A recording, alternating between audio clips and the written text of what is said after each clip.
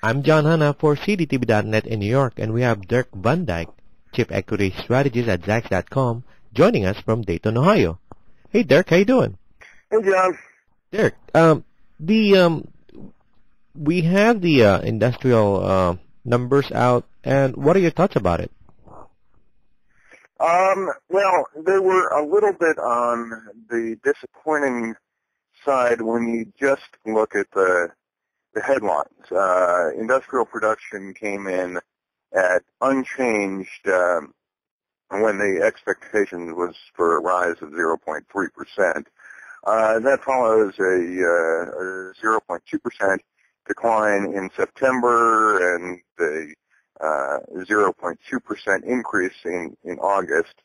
So there's definitely been a real flattening over the last quarter, instead of working out being totally unchanged. But year over year, industrial production is up 5.3%, which is a pretty healthy level.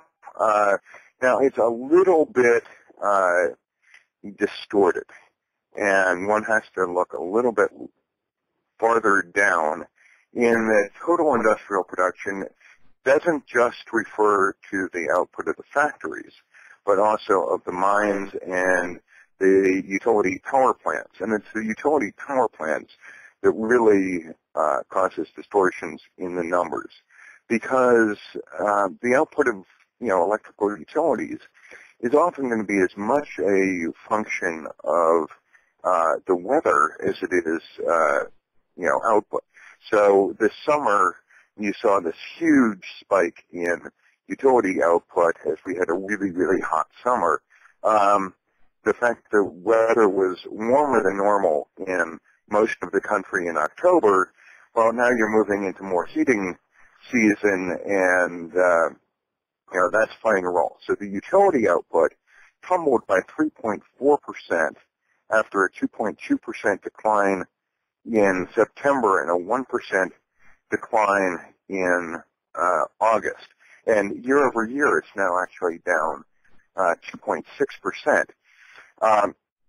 So a better way of looking at it, I think, is just looking at the output of the factories, the manufacturing output. And there the picture is a little bit stronger. We rose 0.5% in October, up from 0.1 in September, and the manufacturing output was revised up 0.2%. So that's a pretty significant revision. And year over year, we're up 6.1%. Mines didn't really do that much. They were off 0.1% in October, reversing a 0.1% increase in September and a 2.3% rise in August. But the August numbers there's some seasonal variation problems in that August number, where the automakers didn't take their normal vacation time in July, and so that distorted things in those numbers, because they're usually sort of counting on things coming back. But year over year, mining output is up 7.5%. Now, the same sort of pattern can be seen in the capacity utilization of it. I think capacity utilization is a seriously under-recognized economic indicator. It's one that people really should be paying a lot more attention to. Think of it as sort of analogous to the employment rate but for physical capital rather than for human capital. It was unchanged at 74.8% in October, from the same level in September, although the September number was revised up one tick to 74.7%. Now, a year ago, we were only operating at 70.7%, and the cycle low was in June of last year at 68.2%. So we've made significant progress, but we're still well below the 80.6% long-term average for total capacity utilization. And there's a pretty good rule of thumb in that if capacity utilization is around 80%, that's sort of the sweet spot for the economy. If it gets up to 85%, that is a very serious signal that the economy is overheating and it's time for the Fed to start tightening because inflation is going to be a big problem down the road. A level of 75 is normally what you associate with a recession. So, and in the Great Recession, we got down to 68.2%. That is just like off the charts, awful low. So we're back up to what would you consider a normal recession level. I mean, that's obviously better than, off the charts depression. We don't have the data going back to the Great Depression, but, we're looking at really depressionary conditions, 68.2%. So we've made a lot of progress. Now, again, it's the utility numbers that are distorting things. We've actually got the utility capacity utilization at 76.6%. The long-term average for utility utilization is 86.7, so we're 10 points below, and we're actually lower than we were at the low point in the 2008, 2009 downturn.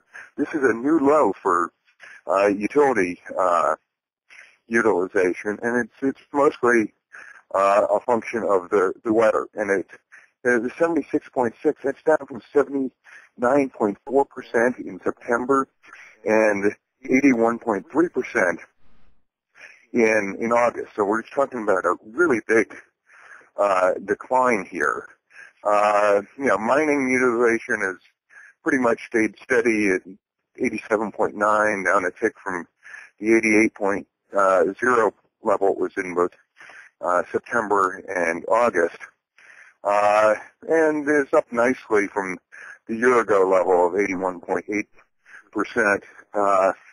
So, mining is back actually above its long-term average slightly of 87.4%.